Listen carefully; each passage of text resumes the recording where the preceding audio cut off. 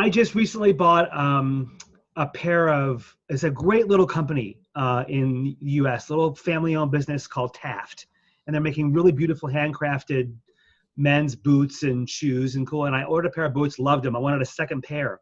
And they sold out in like 25 minutes. And so I put myself on the wait list for the next shipment. And I was like, I wonder when they're gonna come in. So I decided to call them. And I called them, and this is how they answer the phone. Is this our fan, Ron Carucci in Woodinville, Washington? Are you calling about that email list Joe I signed up for, or is there something else I can help you with? Wait, what? What screen popped up in front of you when in my phone number?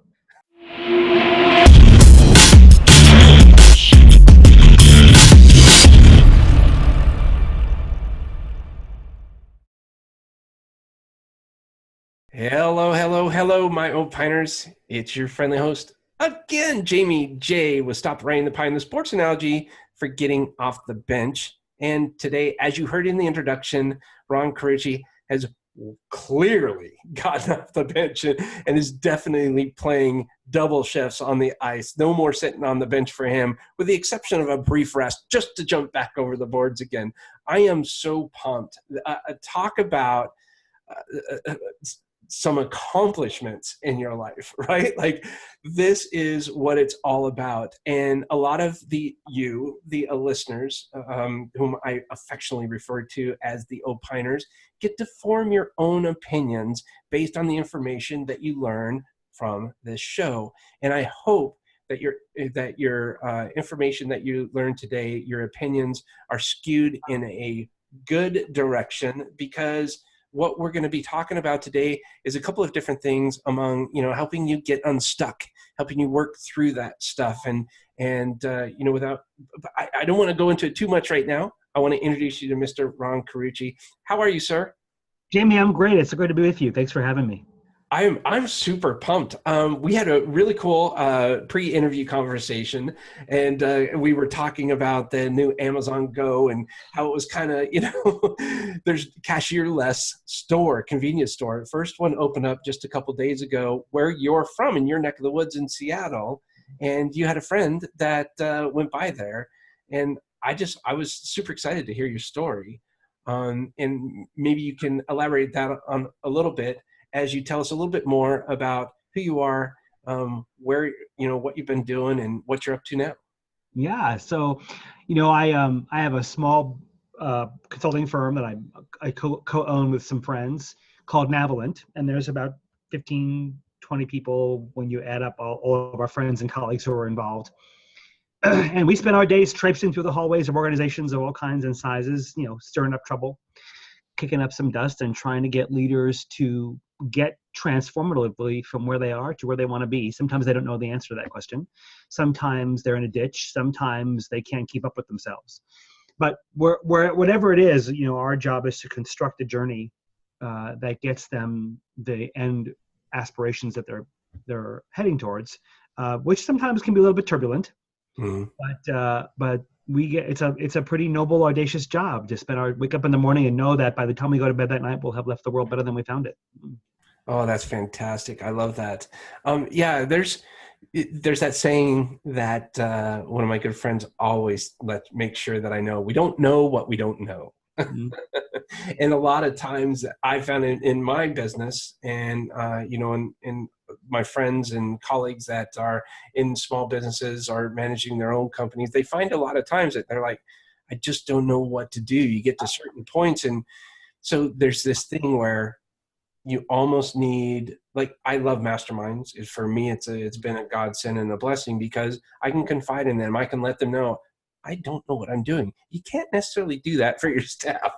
You have to be there to lead. I understand the whole thing about leading and being part of the team and all of that, being down in the trenches. But at the same time, they're looking to you for the answers. And the thing is, I don't always have the answers. Leaders don't always have the answers. Mm-hmm. So I wonder, when you're talking to some of your clients, do you see this problem? And if so, what are some of the things or some of the questions you ask them to kind of uncover what's preventing them from getting to where they want to go?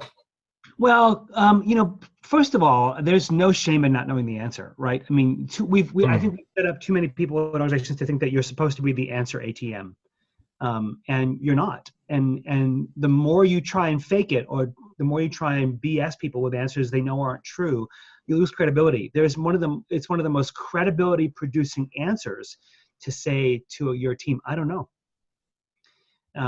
They'll trust you more. Now, then the next sentence has to be, let's go find out together, or let's figure out how we're going to know. But it's leaders who start from a posture of I don't know versus I already know are usually much more successful. So there's no shame in not knowing the answer. There's shame in reaching back to your past formulas and reapplying old answers to new problems because it's the tricks you know. That's dangerous because at some point they're going to, you don't know when, those answers are going to run out of being helpful. Sure. So, when we come in and we go traipsing around an organization, we look, take a holistic look at an organization, not just its strategy or its business or its structure or its culture or its people, but all of it. Because you never know, typically whatever pain you tell me you're in, that's probably not the problem, because if it were, you'd have fixed it. So typically where you tell me you're feeling the pain, I'm pretty sure the source of the problem is probably somewhere else. And almost always, especially for small businesses who plateaued, who don't really, who said, this is the year I'm going to grow my revenue, and then somehow flatlined, and that wasn't the year. Fighting to make payroll, or keeping the lights on, or they bought a new computer system and no one's using it. Some of those classic moments of startup to grow up, maturing, where you look like your teenage boy in his dad's suit. Yes. Where you're a $5 million business stuck in the organization of a $30,000 organization, or you're a $30 million business stuck in the body of a $10 million organization, and you just never grew up. And so now you can't catch up with yourself, and you can walk into those places, you can hear the seams ripping in terms of capacity. And so usually the fundamental issues there are just issues of identity.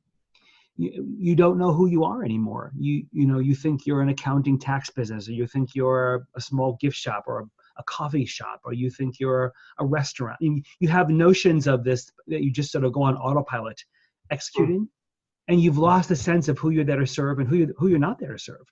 And so whenever I ask, I start with the most fundamentally important part of business is identity. Who are you? And I'll ask, tell me your strategy. Tell me who you are. And I'll get all the classic counterfeits. I'll get the mission statement. I'll get a vision statement. I'll get a set of values. I'll get a product quota. I'll get some financial goals. I'll get the business plan. If they have VC money, I'll get the business plan that I gave the VC, or my payout schedule from the venture money or the private equity money. None of which tells me who you are. It tells me some things you want to do, but until you can tell me what makes you different than anybody else doing what you do. When a customer walks in your door, why would they choose you over the guy up the street doing the same thing? And who shouldn't walk in your door? Who you're saying no to? Till you tell me who you're saying no to, you have no identity. That's a good one. Yeah. More importantly, almost sometimes, who should you not? Well, and the issue is, when you're trying to make payroll or make some profit or save up for that vacation, or you got kids in college, or, one of your employees has a terrible disease you want to help out, any dollars are going to chase, right? And you can justify it in your mind of, well, sure, we should do this piece of work. When the reality is, but the classic one is like Costco called or Walmart called, right? So now you've got 2 new lines in your garage pumping out products because they called, whether you should have taken the order or not. Then the problem is, especially with Costco, 6 months later they call back and say, thanks, we're out. And then you're dead because you didn't grow. So, the first question we've got to answer is, who are you here to serve, and what are you going to be better at than anybody else? And show me where you've invested in those capabilities. Are you differentiating yourself on service, on creativity, on taste, on analytics, on data, on what is it? Why would I choose you? And then where are the muscles that prove to me you're committed to those things? So often leaders, small business owners, are so entrenched in working in the business They can't extract themselves out long enough to work on the business. And if you're going to be a great business owner, you got to step out. Google Maps, zoom out, and work on the business. Get out of your own way. Get out of your own way, because some of the problem might be you, and your own limitations. And a lot of times it's your own identity has become so inextricably linked to what you created that it can't grow beyond you. And any great business owner knows that you've got to create something that can grow beyond you. Even if you shouldn't stay involved anymore, or you should change how you're involved. And you've got to find the talent who wants to help take some of those reins. But if you're going to become so indispensable to the business that it can't grow beyond you, then that's fine. If it's going to spin off $500,000 a year, or whatever it is, and you're happy with that, then great. But if your heart has this discontent, knowing that there's got to be something more, I know this can go further. Then you have to figure out why it's not, and what things you're not doing or what things you are doing that's preventing it from growing. I hear you. Go ahead. Well, so once you've figured out who you are and you've really identified the swim lanes you're going to play in, then you can figure out how to scale. And so many leaders don't know how to scale. They know how to grow. They get revenue in the door, but they keep adding costs on the back end by hiring more bodies or hiring more stuff, rather than understanding that scalability is a function of organization. You have to protect the work that directly differentiate you, the competitive work that makes you special. That's what you got to organize for maximum impact. Spend all your money there. 80% of the work you do is necessary work. You have to do it any better than anybody else. You have to keep out of jail or keep out of trouble, but get it done. You have to organize that for a maximum efficiency. Spend as little money as possible and get it done as well as you can, and keep that work separate. But when you have people who are doing both, and often people do, your talented people are sort of jacks of all trades, masters of none, then the competitive work gets diluted. And what makes you special, what makes you choosable, what makes you attractive to the kind of customers and clients you want to serve can't be seen anymore because it's not that good. And it's typically the dilution of that over time that causes growth to stop. And so you've got to really figure out how to organize your assets and your resources to really keep competitive work special and invested in, and keep necessary work efficient and scalable and as low cost as you possibly can. And then, to the point you make on your website, do you know what story you're telling, right? Do you know how the singular messaging and story that you have to tell, and to whom you have to tell it to get the right customers to come in the door? And do you have leaders leading around you who can lead in a way that serve those customers when they show up? Yeah.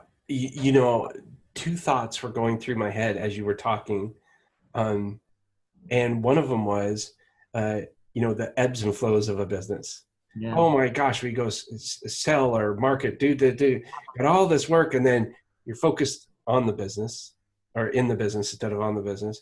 And you're focused on getting all that stuff turned out, the Costco thing. Then that's gone. Well, now you're freaking out again. You got to go right back through the whole thing that you were just, you're just worried about. How good was it when you had it, the Costco business? How awesome was that? Well, now you don't. Now what's going on? You're freaking out. And the second thing I was thinking of when you were talking about that was your systems, your workflows, and how that process is managed. So personally, we have some really good tools, but I'm finding out as we're going through this growth spurt that they're being mismanaged because we're not communicating them effectively. And I don't know what I don't know. And, oh yeah, do this.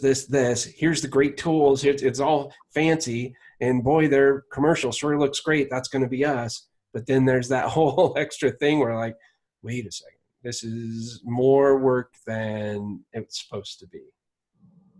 What do you say to companies that are, what do you say to me? Like I'm saying me as from a business owner's perspective. Sure. One of the problem with really cool tools is that, it's the new sexy shiny object, and so you get the tool, then go look for a reason to apply it. And so the problem it solves isn't the problem you have. And so you're trying to retro engineer some set of behaviors, some set of work into the tool because the tool was cool, rather than designing the work, right? And how how is the work best grouped? How is the work best processed? And then start from asking yourself, where can technology help? Where can I get efficiencies from? So there's two basic questions when you think about work. We call them group and link. You have to create boundaries, right? Work has to be bounded, and you have to bound your most important competitive work, the things that directly impact what make you different and special and make you your margins. There's work that supports that, and then there's work that's just necessary, and that's probably 70% of your work. And then you have to bound that by maximum efficiency, or bound it by the kind of talent that can do a lot of it. And then ask yourself, okay, now the work has to be linked. I have to coordinate. These boundaries create coordinating problems, right? So how do I coordinate between these people or these teams? A process can link, hierarchy can link, technology can be a great link, data can be a great link, but link it somehow and be intentional about that. And then when you tell somebody part of your role is to be the linkage to this body of work, here's the tool to do that, then I've made one decision versus here's a tool, see if you can find any use for it. But I already have a paradigm in which I'm doing my work. You didn't tell me it was changed, so I don't know how to.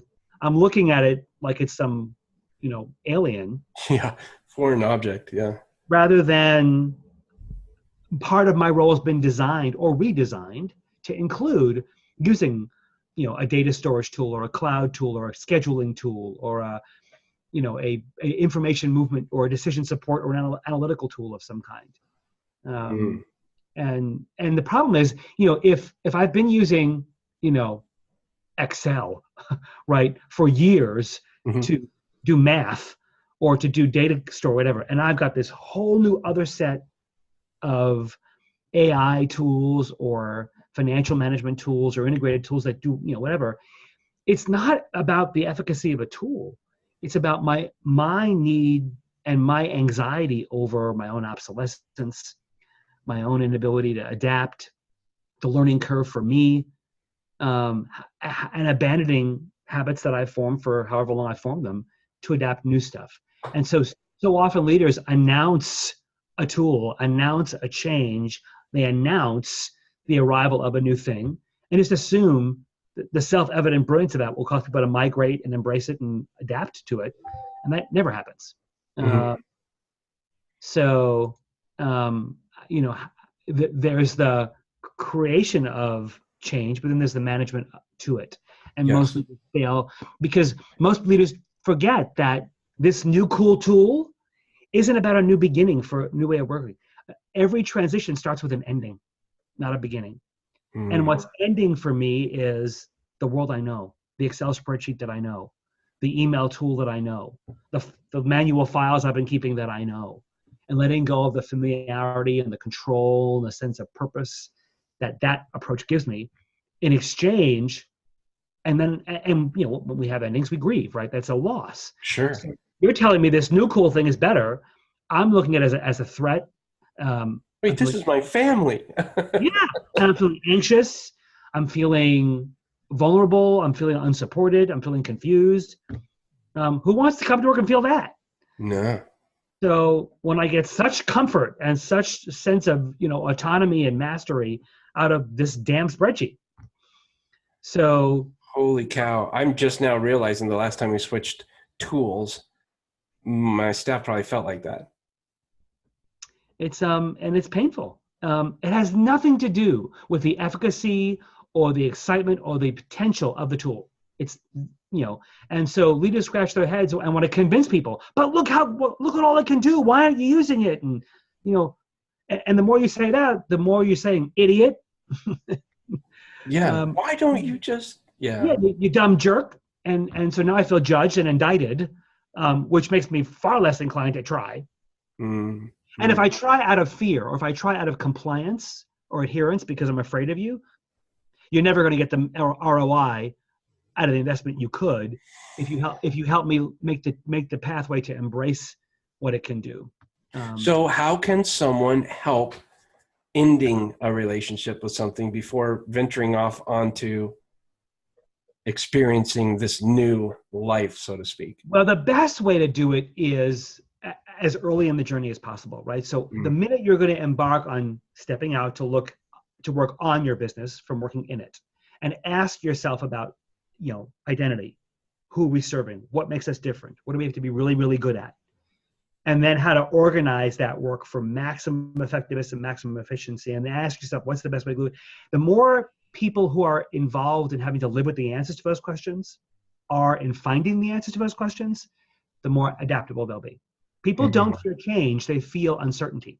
They fear exclusion, right? But they weren't included in the decision, and all of a sudden now here it is, plop. Wait a second. Yeah. And so, but if the discovery of those solutions, hey, what are other people doing to keep these works linked together? What are other people doing for maximum efficiency to store this data or process this information or get these analytics on their customers or to stay in contact with their clients? And why they do, let's all go learn together. Sit around a table, watch a YouTube video together or a TED Talk, or go find 3 vendors who offer solutions and have them come in and do presentations to you. But discover it together. Then when you say, what's the transition? What are we all going to have to learn and change and grow to get there? What's going to be hard about that? Let's talk about what's going to be hard about that. Let's talk about what it is we love about these spreadsheets, even though it takes us 12 hours to do something that can do in 12 minutes. Yeah. And let's talk about that and then make the journey together. So the earlier you can engage people and have them accompany you, or you can accompany them on that journey, the better it will go. The later in the journey that their knowledge of what you're doing intersects with your announcement of it, just know that it's a steeper curve and you're going to have to work a lot harder and maybe be even a little more insistent about that change. Because the flip side is you now have to question their ability to make the change. Mm-hmm. But whether from a competence or a commitment point of view, you've now impaired, or at least limited their ability to make the change, which will now require more support from you, or you may have to make a really hard call and upgrade the talent. Exactly. Yeah. It's that whole, I think I can. It's just like you said, because they're having to make they're getting pushed into a new environment that much quicker. It's like jumping into a cold water. You can't just put your toe in and then your feet and then your knees and then, you can't wade into it. And the longer you wait, the sharper the sharper the curve, right? You have a gradual transition that I feel ownership and co-creation of is one thing, but the longer I'm staying in my state, and then you announce this, it's a much sharper curve. Yeah. And which means you have fewer options, right? You've now limited the options you have to help your talent get where they need to go, and the vision and that just the vision for your change and scalability and growth is now compromised. I love it. There's so many analogies popping through my head. There's a car you can easily drive up a slope. You're going to smash into a wall. Yeah. No, it's genius that you can't. But you know what? And what's hard about it, Jamie, is if you're in the business as the owner making the decisions, you're seeing from the same plane as they are. So to you, it looks normal, right? Mm-hmm. Because you're in charge. So you're writing the check. It's far less threatening to you. If you zoom out and work on the business, you will see from a different altitude, and you'll understand and appreciate why these journeys have to be choreographed with much longer timelines than you think. Mm-hmm. Even if you have 10 people in your business, it doesn't matter. You still have to allow the appropriate amount of time to make the change. We just finished doing as part of this nonprofit I'm on the board of, working with a small construction company of 12 people. Great company, great impact, organize, a mess of an organization. And we just, led them through their own design work, give them the tools and help them learn to design and create a strategy in an organization that they could scale together. Now they got to get over all their own bad habits, right? They all have old ways of how they do their estimating and how they do their construction blueprints and how they get permitting and all that kind of stuff. And it's now all completely different now to make them ability to grow in a white hot market that they should have more of their fair share of than they're getting. Yeah. Well, I think it's genius that you illustrated those points so clearly.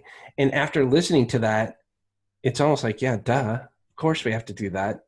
But it's a lot of, these are the things that so many people miss because we don't know what we don't know, but it sounds so logical. And, I guess depending on your perspective, to me, it sounds logical that yes, but it's hard, Jamie. It is. It's much harder than it sounds. Yeah. I'm an outsider. I can come in, and I've done it, several gazillion times. But it is not easy. Your client, your listeners have built their mastery and their expertise and their brilliance around the thing that they do really well. They're not organizational behavior specialists. They're not organizational psychologists. They're not strategic designers. And so no one cut up on their head and put that in their head when they needed it. And so, they're bootstrapping, right? So Yes. The great news is it's learnable. There are tools and frameworks that can be learned. The small businesses don't have to struggle and limp along, or eventually sadly die, or get past the next generation in your family and then die. Yeah. These are all solvable problems. Well, that should give a lot of hope to us, and thank you for sharing that. I think it's these little tips and strategies that I really enjoy learning about, because it's so helpful. And you live in this every single day. I'm sure you are used to seeing all kinds of different scenarios and challenges that companies are facing. So I really appreciate you taking the time to share some of your wisdom with us on this. Jamie, it was my pleasure. Thanks for having me. Yeah, for sure. Before we go, I do have one segment called the breakaway moment. And now, are you a hockey fan? Growing up, I was an Islanders fan. Oh, you are? Okay. Yeah, fantastic. It's been a while. We don't have an NHL team here in Seattle, so. Right, maybe soon. Well, I'm a big fan of hockey. I've been playing since I was 5 years old in Fairbanks, Alaska. So I've been playing over 40 years now, and I just love the sport. I think it's a lot of fun. But what's even more exciting is going to a live game. There's a play that's called a breakaway. And for those of you that may not know what a breakaway is, it's where one player gets the puck, passes all the other players, and it's just that player and the goalie. And one of two things is going to happen. The player is going to shoot and score, or the goalie is going to make a tremendous save. Either way, it's super exciting, at least for me.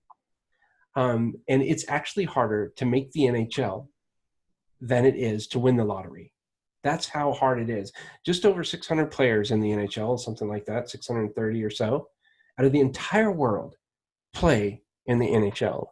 And to me, that just baffles my mind. So you can imagine what kind of talent they have to have, and even more so, their mindset that's the difference between the minor leagues and the show, right? So I've had the fortunate ability to speak with many former NHL players, and they can all remember one specific time in their life where it clicked for them, one specific moment, whether it was, a parent saying, hey, you can do this, a coach, or maybe it was something negative, you'll never make the NHL, and that drove them on. One instance always came down to it. So my question for you, Ron, is what was your breakaway moment, your aha moment that led you to where you are today? Oh, my heavens. There's been I think a bunch of them, Jimmy, but I think one. So I began my career in the arts, not in business. Oh, wow. I was in Europe in my early 20s, and the company that I worked for, it was still in the arts medium, but we had contracts with the U.S. military and State Department to do sort of training and workshops and using very creative media and more of an artistic form to teach. And we were at Dachau, in ironically, of all places, the chapel at Dachau. And back then, they didn't have the term diversity and inclusion, but if they did, that's what the workshop would have been on. It was more about how you deal with differences, because we had East Germans and West Germans and civilians and military and State Department and Americans and Germans in the room. And they were having to learn to collaborate and work together in ways that they hadn't before. And this is before the Iron Curtain fell. And so it was a new kind of relationship to think about working with the East at some point. And in the middle of our program, a young soldier, he probably wasn't much older than me, stood up and very emotionally and very raw said, I'm just so tired of being trained to hate. And I was deeply struck, first of all, by the fact that something I had done up on the platform made him think that. But I was instantly curious to know more I wanted to know what he meant by that, and what would he change, and why did he feel like he was being trained to hate? And so it began a wonderful processing for the whole room of his conversation. But even when the evening was over, I was still mesmerized by him. And so went out, because it's Germany and you're in Munich, so you go out for beer. That's what you do. Sure. And I continued the conversation into the evening with him. And I think, I don't know that I could have articulated it at that moment, Jamie, but I think for me, that was the beginning of me understanding that, telling great stories is interesting to do. I bored easily. And so I left New York because I really bored easily. And so I began all these great jobs, and my friends would be like, wow, that's awesome. And I'd be like, I have to do the same thing 8 times a week for how long? But this was the first time I think I realized that more than just telling great stories, I wanted to engage others in their own story. I think that was fascinating for me. That brought me life. And I think that that moment began really I think as officialist as it could have been for a 24-year-old or 23-year-old, a turn in my career toward, more a provocateur of change. I love that. Yeah. Oh man, thank you for saying. So how did you live in Germany then for quite a while? Well, 3 years. Yeah. 3 years. Ich habe in Mannheim gewohnt 2 Jahre. Yeah. So how do people get in touch with you? Yeah. So our website, www.navalent.com, has lots of cool, fun stuff on it. We have a great quarterly magazine we'd love to give you for free. We have a free ebook on leading transformation. So some of the things we talked about in terms of how you lead change. If you just go to navalent.com/transformation, you can get that free ebook. I'm on Twitter, Ron Carucci, or I'm on LinkedIn. So come and connect with me there, but would love to stay in touch and keep our conversation going. We also have, maybe you put it in your show notes, we have a free virtual summit coming up called Leading Through Turbulence. And we've got a ridiculous lineup of speakers joining us for this conference. It's in March. Dan Pink, John Haidt, Whitney Johnson, Miller for Merchant, Dory Clark, a CEO. Dory Clark. Oh my gosh, she's been on the show. Yeah, love Dory. She's a good friend of mine. And so 25 amazing executives from organizational leaders and thought leaders who've all thought about in very interesting ways what it means to lead through change, lead through turbulence. So what's the name of that virtual summit? Leading Through Turbulence. Leading Through Turbulence. And on our website, on thenavalent.com, right at the top is a bar you can click on to register. So join us. It's going to be a great, great week of content. If you sign up for the all-year pass, we're doing some free breakouts, some free debriefing sessions live with folks. You get a free coaching session with a Navalent consultant on a change you're working on. Wow. So lots of great opportunities. So come and sign up. Oh my gosh. Thank you so much for sharing that. So that's Leading Through Turbulence, and you can go right to the Navalent site, right? Navalent.com. Yep. And there's a link right at the top of the page to click and register. That's perfect. And I want to make sure I spell it right. Navalent, Navalent.com. Yep. Yeah, we'll put that all in the show notes for you. But yeah, thank you so much for sharing that. You are on Twitter at Ron Carucci, and that's Carucci, yep. Ron Carucci. And then on LinkedIn at linkedin.com/n/Navalent, Navalent. That's fantastic. Awesome. Is there anything else you'd like to say before we wrap up? Something maybe you can recommend someone, besides saying take action, that someone might be able to do in the next 24 hours to, in staying with the theme of this conversation, help get them unstuck, begin that journey? My mentor, she's still my mentor. She, for like the last 30 years, she's in her mid 70s now, but she early on in my career, she helped form and shape me, give me one of the most profound pieces of advice. And I think for small businesses, especially when a lot is riding on your business, she said to me, nothing in life is irrevocable except death. And it made me realize that our own fears, our own anxieties, our own uncertainties get in our way and limit the choices we make. And you get do-overs. You do get do-overs. And so whatever's holding you back, whatever your own angst about why you believe you couldn't try something, or why you believe you couldn't change something, or why you believe you couldn't grow, or why you believe you've fallen too far behind in that business, just get past that. take a leap. It's worth it. Listen, I hired a coach 2 years ago, and at my age, and so it's never too late to learn. You can never never too late to start. Starting something new. Ron, thank you. Give yourself permission, so to speak. Yeah. Yeah. Thank you for being so open and sharing with us, because especially someone with your credentials and what you've done, your experience, it just goes to show that you practice what you preach, and that says a lot about your character. So I appreciate that. And again, thank you for stopping by. Thanks for saying so. Yeah. Well, hold on the line 1 second. We'll go ahead and wrap up. My name is Jaime J. I've been speaking with Ron Carucci today, and we're helping you get unstuck. I put all of the information in the show notes there, including some videos of his TEDx talk, which is really fascinating. So I highly recommend checking that out. My name is Jaime J. This is Stop Riding the Pine, the sports analogy for Get Off the Bench. Ron Carucci did it. So can you. And remember, the puck stops here. We'll talk to you soon. Have a fantastic day.